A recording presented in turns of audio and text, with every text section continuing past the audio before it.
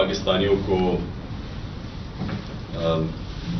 پہلے تو خوش آمدید کہتا ہوں، اور جو ہمارا لانگ مارچ چل رہی ہے، میں جتنے بھی لوگ آج ہمارے لانگ مارچ میں 3 شہروں میں نکلے ہوئے ہیں، میں آج آپ سب کو بھی سلام کرتا ہوں۔ دیکھیں، آج میں سب سے پہلے تو جدھر میں کل بات ختم کی تھی ادھر سے ہی شروع کرتا ہوں۔ آج جو ریٹنگ آئی ہے پاکستان کی، اور یہ ریٹنگ باہر سے ہوتی ہے، اور وہ ریٹنگ یہ ہوتی ہے کہ پاکستان کیا اپنے قرضوں کی قسطیں واپس کر سکتا ہے، اس کو کہتے ہیں ڈیفالٹ رسک۔ تو آج جب آپ صبح جب دیکھیں، آپ کو پتا چلے گا کہ کل 75% پاکستان کی ڈیفالٹ کی رسک تھی، آج وہ 80% پہ پہنچ گئی۔ یعنی کہ باہر کے لوگ، باہر کے بینکس، باہر کے سرمایہ کار، ان کو اب یہ بتایا جا رہا ہے کہ جب 80% ایک ملک کی ڈیفالٹ کی رسک کا مطلب کہ وہ 80% چانس ہے کہ وہ اپنے قرضوں کی قسطیں واپس نہیں کر سکتے، تو یہ سارے پاکستان کے لیے لمحہ فکر ہے۔ کیونکہ اس کا مطلب کیا ہے؟ سب سے پہلے اس کا مطلب یہ ہے کہ کوئی بھی باہر کے بینک، کمرشل بینک پاکستان کو پیسے نہیں دے گے۔ اب پاکستان کا مسئلہ کیا ہے کہ ہمیں اپنے قرضوں کی قسطیں دینی ہیں ڈالرز میں۔ پاکستان کے پاس ڈالرز کم ہیں اور کم ہوتے جا رہے ہیں، کیونکہ جو باہر سے آمدنی آنی تھی پاکستان کی ایکسپورٹس کے ذریعے، جو ہم جب چھوڑ کے گئے تھے ریکارڈ ایکسپورٹ تھی 32 ارب ڈالر پہ، اور جو ریمیٹنسز آتی ہیں یعنی بیرون ملک پاکستانی جو اپنا پیسہ بھیجتے ہیں پاکستان ڈالرز میں، وہ بھی ریکارڈ تھا 31 ارب ڈالر پہ۔ تو وہ دونوں ایکسپورٹس بھی نیچے آ رہی ہیں، بیرون ملک پاکستان کی ریمیٹنسز بھی نیچے آ رہی ہیں، تو آمدنی کم ہو رہی ہے، لیکن جو قرضے ہیں وہ بڑھتے جا رہے ہیں۔ لیکن ہمارے پاس جو قرضوں کی قسط دینے کے لیے اب ہمیں باہر سے قرضے چاہیے، کیونکہ ہماری آمدنی ہے نہیں۔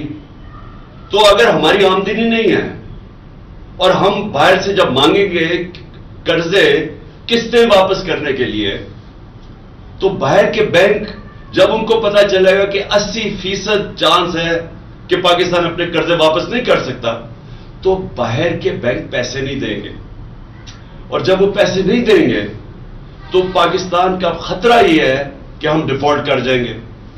ڈیفالٹ کا مطلب کیا ہے؟ کل بھی میں نے بتایا، میں پھر آپ سب کو بتانا چاہتا ہوں۔ ڈیفالٹ کا مطلب ہے کہ ہم اب جب نہیں دے سکتے اپنے قرضوں کی قسطیں، تو اس کا مطلب کہ سب سے پہلے پاکستان کے روپے کے اوپر پریشر پڑے گا، اور لوگ فوری طور پہ دیکھنا شروع ہو جائیں گے کہ پاکستان کا روپیہ اب گرے گا۔ تو جب پاکستان کا روپیہ گرے گا تو ابھی سے لوگ ڈالر خریدنا شروع ہو جائیں گے، اور اس سے کیا ہوگا؟ اگر ہم ڈالر خریدنا شروع ہو گئے تو جس نے فیکٹریاں بنانی ہیں، کارخانے بنانے ہیں، پاکستان میں لگانے ہیں، جس سے نوکریاں ملیں گی، دولت میں اضافہ ہوگا، تو وہ رک جائے گا، کہ وہ سمجھے گا کہ میں اپنے، اور خاص طور پہ باہر جو لوگ بیٹھے ہوئے ہیں، کہ میں اپنے ڈالر پاکستان کے روپے میں کیوں بدلوں جبکہ روپے نے گرتے جانا ہے؟ تو کارخانے سے مجھے کتنا پیسہ مل جائے گا؟ اگر میں ڈالر ہی رکھوں تو وہ ڈالر ویسے اوپر جاتا جائے گا، تو لہٰذا وہ سرمایہ کاری رک جاتی ہے۔ ملک کے اندر بھی لوگ ڈالر خریدنا شروع ہو جاتے ہیں بجائے وہ پیسہ سرمایہ کاری پہ لگانے کے لیے۔ تو یہ کیوں ہمارے لیے لمحہ فکر ہے؟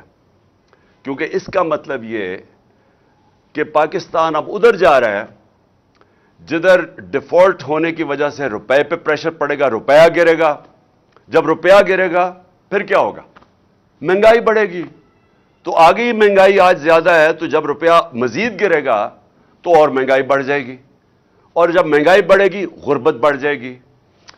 5 کروڑ پاکستانی ہیں جو غربت کی لکیر کے نیچے ہیں، اور اس کے اوپر 5 کروڑ پاکستانی ہیں جو اگر اسی طرح مہنگائی بڑھتی گئی، جو بڑھتی جا رہی ہے، تو وہ بھی غربت کی لکیر کے نیچے چلے جائیں گے۔ اس کا مطلب یہ کہ 2 وقت کی روٹی نہیں کھا سکیں گے۔ تو ایک طرف معیشت نیچے جا رہی ہے، دوسری طرف میں آپ کو بتانا چاہتا ہوں کہ آج زراعت میں کیا ہو رہا ہے۔ جو ہماری آبادی ہے دیہات کی آبادی اور تقریباً ہماری ایک تقریباً آدھی آبادی بالکل زراعت کے اوپر گزارا کرتی ہے. تو میں یہ آج آپ کو ذرا زراعت کی جو میں نے حکومت کی ایک کمیٹی ہے فائنانس کمیٹی آن ایگریکلچر, میں ذرا اس کی رپورٹ دینا چاہتا ہوں کہ انہوں نے اب وہ کیا کہہ رہے ہیں. وہ کہہ رہے ہیں کہ اس سال جو کپاس ہے وہ 25% کم ہوگی. 25% کپاس ہماری کم ہوگی. مکئی 3% کم ہوگی. گنا 8% کم ہوگا. جو پھر ہمارے لیے ایک آگے فکر کی چیز ہے وہ یہ کہ چاول 40% کم ہوں گے, یا اگلے سال چاول 40% کم ہوں گے. مرچیں 54% کم ہوں گی. اور یہ ہے ہماری اپنی گورنمنٹ کی فائنانس کمیٹی آن ایگریکلچر. اب یہ کیوں ہوا ہے؟ یہ کیوں کم ہو رہی ہیں؟ یہ اس لیے کم ہو رہی ہیں کہ اب ذرا آپ کو میں قیمتیں بتاؤں کہ ٹریکٹر کی پچھلے 5 مہینے میں جو ٹریکٹر کی سیل ہے وہ 45% کم ہو گئی ہے. اور پھر جو ڈی اے پی ہے, ڈیپ ہے, جو کہ کھاد ہے ایک, وہ 75% کم ہو گئی ہے. یوریا کھاد 8% کم ہو گئی ہے. پوٹاش کھاد 85% کم ہو گئی ہے. ڈیزل جو لوگ کسان خرچ کرتا تھا 22% کم ہو گیا. یہ کیوں ہوا ہے؟ ان کی قیمتیں بڑھ گئی ہیں. کیونکہ جو کسان استعمال کرتا ہے جو چیزیں جس کی وجہ سے پیداوار بڑھتی ہے, یوریا, ڈیزل, کھادیں, ان ساروں کی قیمتیں بڑھ گئی ہیں. کیونکہ ان کی قیمتیں بڑھ گئی ہیں, ہمارا اس وقت زراعت کے اندر یہ جو میں نے فصلیں بتائی ہیں یہ ساری ان کی جو پیداوار ہے وہ کم ہو گئی ہے. اور یہ زراعت کا حال ہے. دوسرا انڈسٹری, ہم جب چھوڑ کے گئے تھے تاریخی انڈسٹری آگے بڑھ رہی تھی 27%. آج وہ گر کے آ گئی ہے 7 مہینے کے بعد 1% پہ. تو جب انڈسٹری بھی نیچے آ رہی ہے, زراعت بھی نیچے آ رہا ہے, تو دولت میں تو اضافہ ہو نہیں رہا پاکستان کے, بلکہ دولت کم ہوتی جا رہی ہے. اور جب دولت کم ہوتی جائے گی تو قرضوں کی قسطیں کدھر سے واپس کرنی ہے؟ اب یہ سوچنا ایک گھر ہے, گھر کے اوپر قرضے چڑھے ہوئے ہیں. گھر وہ قرضے کیسے اتارے گا؟ آمدنی بڑھا کے اتارے گا. جب وہ گھر کے سارے لوگ مل کے اپنی آمدنی کے اندر اضافہ کریں گے تو وہ اضافی آمدنی کے ذریعے وہ قرضوں کی قسطیں واپس کریں گے. تو اگر گھر کی آمدنی کم ہو جائے وہ کیسے قرضے واپس کرے گا؟ اور جب وہ قرضے واپس نہیں کرے گا دنیا قرضے نہیں دے گی. دنیا قرضے نہیں دے گی تو ہمارا سب سے بڑا جو پھر سے میں کہہ رہا ہوں خطرہ ہے, روپے پہ پریشر پڑے گا. روپیہ کمزور ہوگا. جو ہوا ہے ان کے دور میں روپیہ تاریخی گرا ہے. تو روپیہ جب گرتا ہے تو ساری چیزیں مہنگی ہو جاتی ہیں. تیل, ڈیزل, بجلی, یہ سب جب روپیہ نیچے جائے گا یہ مہنگے ہو جائیں گے. اور یہ مہنگائی جتنی بڑھتی جائے گی غربت بڑھتی جائے گی. تو پہلے زراعت کا میں نے آپ کو بتایا, میں نے انڈسٹری کا بتایا آپ کو کہ وہ نیچے آ گئی ہے. اس کا مطلب بے روزگاری بھی بڑھ رہی ہے, مہنگائی بھی بڑھ رہی ہے. 50 سال میں سب سے زیادہ مہنگائی ہوئی ہے. اب عموماً تو حکومت کو فکر کرنی چاہیے.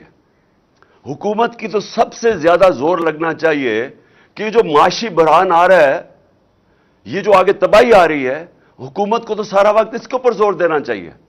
لیکن حکومت کیا کر رہی ہے؟ حکومت سب سے پہلے یہ کوشش کر رہی ہے کہ ان کی جو کرپشن کے کیس ہے وہ ختم کیسے ہوں. یہ کبھی کسی ملک کے اندر ایسے نہیں ہوا کہ 1100 ارب روپے کے کرپشن کے کیس ہیں جو نیب میں پڑے ہوئے تھے. 1100 ارب روپے کے. اور انہوں نے اسمبلی میں بیٹھ کے قانون پاس کیا ہے جس سے ان میں ہر کسی کے جو بڑے بڑے ڈاکو ہیں ان کے کرپشن کیس ختم ہو رہے ہیں. تو سب سے بڑا ان کا کارنامہ یہ ہے کہ جب سے یہ آئے ہیں انہوں نے قانون بنایا ہے, اپنے آپ کو NRO دے دیا ہے, ان کے کرپشن کے کیسز ختم ہوتے جا رہے ہیں. قوم کو 1100 ارب روپے کا نقصان ہو رہا ہے. انہوں نے وہ جی عمران ہر کوئی شوشہ چھوڑتے ہیں, وہ صرف وہ ہوتا ہے کہ ایک ان کی جو چینل ہے جیو اس کے ساتھ مل کے پروپیگنڈا کرتے ہیں کہ جی وہ گھڑی ہے, وہ گھڑی کے اوپر تو میں یہ کہہ دوں کہ میں ان کو امریکہ میں بھی اب کیس کر رہا ہوں، برطانیہ میں بھی کر رہا ہوں، دبئی میں بھی کر رہا ہوں، اور میں وہ اس لیے کر رہا ہوں کہ وہاں تیزی سے کیسز ہوں گے، اور انشاءاللہ یہ میں ان کو ایکسپوز کروں گا کہ یہ جو اب آزادی صحافت کے نام پہ یہ جو میڈیا ہاؤسز بنے ہوئے ہیں، ان کی یہ ایجنڈوں پہ کام کرتے ہیں، یہ وہ لوگوں کے ساتھ مل کے بلیک میل کرتے ہیں، اور یہ انشاءاللہ مجھے انہوں نے ایسا موقع دیا ہے کہ میں اب باہر کی عدالتوں کے اندر ان کو ایکسپوز کروں گا جو انہوں نے یہ فراڈ کے ساتھ میرے اوپر یہ جو الزامات لگائے ہیں۔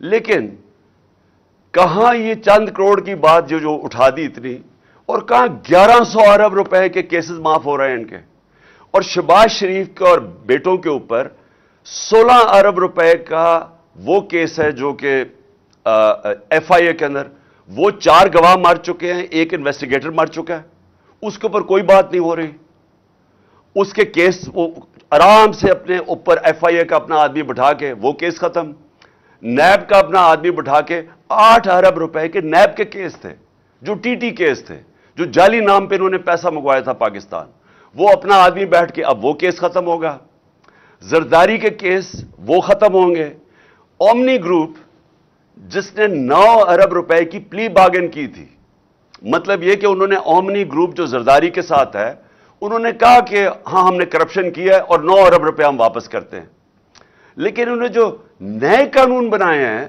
اب یہ ہو سکتا ہے کہ وہ 9 ارب روپیہ گورنمنٹ کو واپس کرنا پڑے ان کو، کیونکہ انہوں نے قانون ہی ایسے بنا دیے ساروں کو اپنے آپ کو بچا لیا ہے۔ اور وہ جو ایونس فیلڈ ہے، جو پینما کے پیپرز کے اندر جو انکشاف ہوا تھا کہ لندن کے بڑے بڑے 4 محلات مریم کے نام پہ ہیں، تو وہ بھی اب سارا کیس ختم ہو گیا ہے، اور وہ جو حسن شریف ہے جو 10 ارب روپے کی پراپرٹی لندن میں 1 ہائیڈ پارک میں ہے، اس کے پر بھی اب کوئی نہیں پوچھے گا، اور یہ ان کا اصل میں آنے کا مقصد تھا اپنے کیس ختم کرنے کے لیے۔ اور دوسری چیز کہ یہ پھر بلون چھوڑتے ہیں کہ جی دیکھیں اس کے توشہ خانہ ہو گیا اور فورن فنڈنگ ہو گئی اور میڈیا ان کے ساتھ مل کے اس کو اٹھاتا ہے۔ ان کا میڈیا کبھی یہ بات نہیں کرے گا، یہ جو میں کہہ رہا ہوں کہ اس ملک کی تاریخ کا سب سے بڑا ڈاکہ پڑ رہا ہے، 1100 ارب روپے کے اپنے کیس معاف کروا رہے ہیں، اور اسی لیے یہ آئے تھے، ملک کا دیوالیہ نکال دیا ہے۔ 5% تھی پاکستان کی ڈیفالٹ کی رسک، یعنی جب ہم تھے مارچ کے اندر یہ جو نو کانفیڈنس سے پہلے، تو پاکستان اپنے قرضوں پہ کتنا ڈیفالٹ کرتا ہے، وہ 5% تھی، آج 80% ہے ان کے آنے سے 80%۔ اب جب چانس آ گئی تو میں نے آپ کو بتا دیا ہے کہ یہ دنیا کے اندر پیغام چلا گیا ہے کہ پاکستان کا اب دیوالیہ نکلنے لگا ہے۔ میں نے ایک سمیع ابراہیم کے ساتھ پروگرام کیا تھا 6 مہینے پہلے، میں نے پیشن گوئی کی تھی، میں نے سمیع ابراہیم کے پروگرام میں پیشن گوئی کی تھی کہ ان سے معیشت نہیں سنبھالی جائے گی، یہ معیشت نیچے جائے گی، ہم اپنے قرضوں کی قسطیں نہیں ادا کر سکیں گے، کیونکہ یہ پہلے ہی دیوالیہ نکالا ہوا پاکستان 2018 میں پہلے یہ چھوڑ کے گئے تھے۔ جب یہ 99 میں گیا تھا نواز شریف، تب پھر دیوالیہ نکلا ہوا تھا پاکستان کا، تو انہوں نے تو کبھی بھی ٹھیک نہیں کیا، انہوں نے تو تباہ کر کے گئے ہیں، تو اب انہوں نے آگے کیسے ٹھیک کرنا تھا؟ تو میں نے تب یہ کہا تھا کہ ملک ادھر پہنچ جائے گا جدھر ہم ڈیفالٹ کی طرف نکل جائیں گے، اور اس کے بعد میں نے ایک اور چیز کہی تھی کہ جو نیشنل سیکیورٹی ہے، ملک کی سلامتی ہے، وہ داؤ پہ لگے گی، کیونکہ جو لوگ ہمیں نکالیں گے اس سے ڈیفالٹ سے، میں آج آپ کو کہہ رہا ہوں کیونکہ میں 3.5 سال اقتدار میں رہ چکا ہوں، اور میں ان کو ویسے بھی جانتا ہوں، ان لوگوں کو جن کے پاس ہم جائیں گے ہاتھ پھیلا کے کہ جی اب ہماری مدد کریں، ہمیں نکالیں اس میں سے، میں آج آپ کو کہہ رہا ہوں انہوں نے ایک چیز ڈیمانڈ کرنی ہے، اور جب وہ ڈیمانڈ کریں گے اس ملک کی نیشنل سیکیورٹی کے اوپر بہت بڑا کمپرومائز ہوگا۔ اس لیے میں نے 6 مہینے پہلے کہا تھا، اور جب میں نے یہ کہا انہوں نے کہا عمران خان کے اوپر غداری کے کیس بننا چاہیے، اور آج وہ ہم ادھر آ کے کھڑے ہو گئے۔ مجھے ایک اور خوف ہے، مجھے خوف یہ ہے کہ انہوں نے ملک سے بھاگ جانا ہے، کیسز اپنے معاف کروا کے معیشت سے سنبھالی نہیں جانی، انہوں نے ملک سے باہر بھاگ جانا ہے۔ اور اس لیے جو سارے کام کر رہے ہیں اپنے کیسز ختم کروانے کے لیے جو کر رہے ہیں،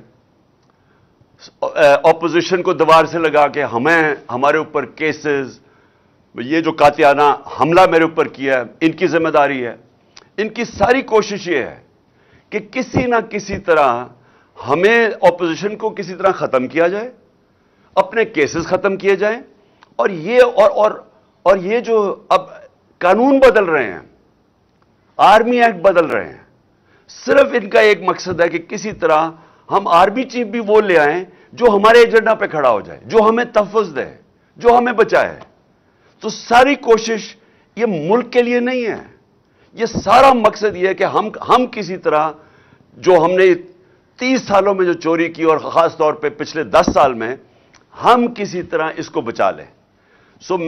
جب میں پرائم منسٹر بنا تھا، میں نے پہلے دن اپنی قوم سے جب خطاب کیا تھا، میں نے یہ ایک چیز کہی تھی کہ ان کے مفادات اور پاکستان کے مفادات دونوں تضاد میں ہیں۔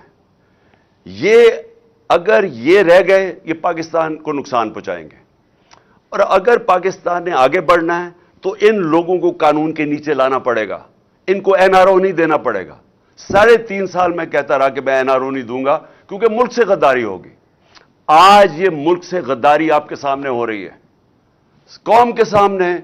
کوئی ان کو فکر نہیں ہے کہ ملک کسان تباہ ہو گیا، انڈسٹری بند ہو گئی، بے روزگاری بڑھ گئی، 50 سال میں سب سے زیادہ مہنگائی ہوگی۔ یہ ان کا کنسرن نہیں ہے۔ ان کا صرف یہ مقصد تھا کہ پہلے یہ ان کے کیسز ختم ہوں، اس کے بعد اپوزیشن کو کسی طرح ختم کیا جائے، اور پھر ان کا کبھی مقصد آرمی چیف کو اپنا آرمی چیف لانے کا یہ نہیں ہے کہ وہ آرمی کے ادارے کو مضبوط کرے گا، وہ پروفیشنل ہوگا۔ میں آرمی کے ان کے اوپر جو بھی کنٹینڈرز ہیں ان کے اوپر بات نہیں کر رہا، میں ان کی نیت کے اوپر بات کر رہا ہوں۔ میں ان کو 40 سال سے جانتا ہوں، انہوں نے آج تک ملک کے لیے کوئی فیصلہ نہیں کیا۔ ان کے سارے فیصلے ہوتے ہیں اپنی ذات کے لیے، اپنی فیکٹریوں کے لیے، اپنی چوری کے لیے، اپنے جو محلات باہر بچانے کے لیے۔ تو مجھے جو خطرہ ہے وہ یہ کہ یہ سارا کر کے جس طرف ملک جا رہا ہے، یہ ملک سے بھاگیں گے، پھر سے ملک چھوڑ کے بھاگیں گے۔ اور ایک ہی طریقہ ہے ملک کو اب مزید تباہی سے بچانے کا، اور وہ ہے صاف اور شفاف الیکشن۔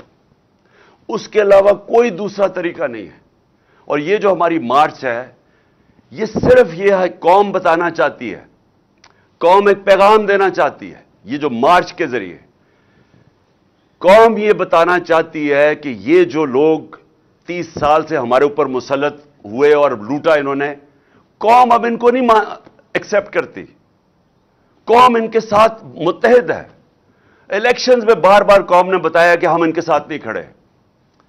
37 الیکشنز، بائی الیکشنز میں سے 29 جیتی ہے تحریک انصاف، جب ان کے ساتھ پورے اسٹیٹ مشینری بھی کھڑی تھی، ساری جماعتوں نے مل کے ایک ٹکٹ پہ الیکشن لڑا، جو اسٹیبلشمنٹ تھی وہ بھی ان کے ساتھ کھڑی تھی، اس کے باوجود یہ ہارے ہیں، کیونکہ قوم نے پیغام دیا کہ آپ جو مرضی کر لیں، ہم آپ کو کبھی تسلیم نہیں کریں گے۔ اور یہ جو انہوں نے آخر میں یہ جو کوشش کی، جو مجھے قتل کرنے کی، اس کے پیچھے کیا ہے؟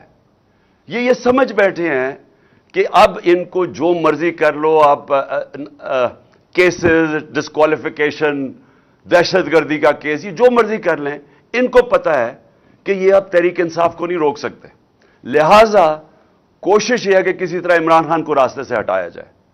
اور یہ جو واردات کی گئی تھی، یہ ان 3 لوگوں نے کی تھی، یہ 3 لوگ اس کے اندر شامل تھے، اور میں نے تینوں کے نام دے چکا ہوں، جس میں شہباز شریف، یہ جو ہے رانا ثناء اللہ، دونوں ماڈل ٹاؤن کے اندر دونوں نے دن دہاڑے لوگوں کو قتل کروایا تھا، ابھی تک کیس پڑا ہوا ہے۔ اور اگر کاش کہ اس کیس کا اگر فیصلہ ہو جاتا تو یہ ان کی جرت نہ ہوتی آگے یہ کرنے کی۔ اور مجھے یہ بھی شک ہے کہ وہ جو 4 گواہ رمضان شوگر مل میں، یہ جو FIA کے کیس میں، 16 ارب کے کیس میں جو وہ گئے اور جو ڈاکٹر رضوان گیا، اس کے اوپر بھی تفتیش ہونی چاہیے کہ کیسے ان کی آتے ساتھی یہ سارا ان کا کیس ہی ختم ہو گیا کیونکہ سارے گواہی ختم ہو گئے اور وہ انویسٹیگیٹر بھی مر گیا. تو ان کی ہسٹری ہے, انہوں نے یہ جو میرے اوپر واردات کی یہ ہسٹری ہے. اور یہ جو فیصل تھا یہ بالکل ان کے ساتھ ملا ہوا تھا. اور میں انشاءاللہ یہ چیف جسٹس سے ڈیمانڈ کرتا ہوں کہ جب بھی آپ انویسٹیگیٹ کریں گے, کیونکہ انویسٹیگیشن تو اب صرف چیف جسٹس کے نیچے ہو سکتی ہے, یہ ثابت ہوگا کہ یہ تینوں نے مل کے یہ پلان کیا تھا میرے اوپر, اور صرف اس لیے کہ کسی طرح یہ عمران خان راستے میں کھڑا ہے, این آر او یہ نہیں دیتا, یہ ہماری کرپشن کے اوپر پیچھے نہیں ہٹے گا, تو اس لیے اس کو راستے سے ہٹایا جائے. تو قوم کو آج میں یہ کہنا چاہتا ہوں کہ یہ ہے فیصلہ کل مرحلہ اس قوم کا. یہ جو ہماری مارچ ہے, یہ جو وقت ہے پاکستان میں, انگریزی میں اس کو ڈیفائننگ مومنٹ کہتے ہیں. ہماری تاریخ کے اندر یہ وہ وقت آ گیا کہ ہم اپنے ملک کا راستہ بدل سکتے ہیں. اگر قوم جب کھڑی ہو جاتی ہے, جب قوم فیصلہ کر لیتی ہے کہ ہم نا انصافی نہیں برداشت کریں گے, ہم ظلم نہیں برداشت کریں گے, وہ قوم اپنے آپ کو آزاد کر دیتی ہے. اور اللہ نے اس کو جہاد کہا ہوا ہے کہ ظلم اور نا انصافی کے اوپر اس کا حکم ہے ہمیں کہ آپ کھڑے ہوں اس کے خلاف. اس ظلم, ظالم اور ظلم خوف کے بت کے سامنے نہ جھکو, کھڑا ہو اس کے سامنے, اور تب اللہ قوموں کو آزاد کرتا ہے. کبھی بھی وہ قوم جو نا انصافی کو برداشت کر لیتی ہے اور اس طرح کے چوروں کو اپنے اوپر برداشت کر سکتی ہے, کبھی اس قوم کو کوئی مستقبل نہیں ہوتا. وہ مقروض ہی رہتی ہے, وہ ہمیشہ غریب ہی رہتی ہے. وہ قوم, اس کا کبھی پرواز اوپر نہیں جاتی. اور ہمارا ملک تو بڑا ایک عظیم خواب کا نام تھا. ہمارا وہ خواب تھا جو ہم نے ایک مثالی اسلامی فلاحی ریاست بنانی تھی مدینہ کے طرز کے اوپر, اور ہم نے وہ اصولوں پہ کھڑا کرنا تھا جس کا سب سے بڑا اصول عدل اور انصاف تھا. اور ہم اسی اصول سے بہت دور چلے گئے ہیں, اور اسی وجہ سے آج ہمارا ملک ترقی نہیں کر سکا. تو اس لیے یہ جو مارچ ہے حقیقی آزادی کی مارچ, یہ دراصل ہم اپنے آپ کو انصاف کے ذریعے آزاد کرنا چاہتے ہیں. یہ جو طاقتور ہے, جو قانون کے اوپر چلا جاتا ہے, وہ سمجھتا ہے کہ اس کے نیچے قانون ہی نہیں ہے. میں پاکستان کا ex prime minister F I R نہیں درج کروا سکا کیونکہ وہ طاقتور ہیں. تو اگر ملک کا ایکس پرائم منسٹر, سب سے بڑی پارٹی کا سربراہ, قاتلانہ حملہ اس کے اوپر ہوتا ہے, اگر وہ ایف آئی آر نہیں درج کروا سکتا, تو اس ساری عوام سے میں پوچھتا ہوں آپ کے ہاتھ میں کیا ہے؟ اس کا مطلب کہ جب عوام طاقتور کے سامنے آئے گی تو وہ تو کبھی جیت سکتی نہیں ہے کیونکہ انصاف ہی نہیں ہے. تو یہ جو آپ نکل رہے ہیں, پہلے تو میں پھر سے آپ سب کو سلام کرتا ہوں, لیکن دوسری چیز میں یہ کہنا چاہتا ہوں کہ یہ جب جدوجہد کرتے آپ انصاف کے لیے, یہ پھر اس کی پیچھے نہیں ہم مڑ کے دیکھتے, ہم اپنی کشتیاں جلا کے جدوجہد کرتے ہیں. اور میں انشاءاللہ جو پلان کر رہا ہوں, اور میں سیٹرڈے کو اناؤنس کروں گا کہ کس دن میں نے پنڈی پہنچنا ہے, اور انشاءاللہ یہ میرا ایمان ہے کیونکہ میری قوم جاگی ہوئی ہے آج, یہ میرا ایمان ہے کہ پاکستان کی تاریخ میں سب سے بڑا عوام کا سمندر انشاءاللہ پنڈی پہنچے گا. اور انشاءاللہ وہ عوام جب نکلاتی ہے, جب عوام میں شعور آ جاتا ہے, تو پھر اس عوام کو کوئی کسی قسم کا ظالم اس کے بعد اس کے اوپر ظلم نہیں کر سکتا جب وہ عوام اپنے حقوق کے اوپر کھڑی ہو جاتی ہے. تو میں اب سب سے انشاءاللہ آج امید لگاتا ہوں کہ آپ سب نے انشاءاللہ پنڈی پہنچنا ہے جب میں آپ کو دن دوں گا, جس دن میں وہاں پہنچوں گا. پاکستان پائندہ باد.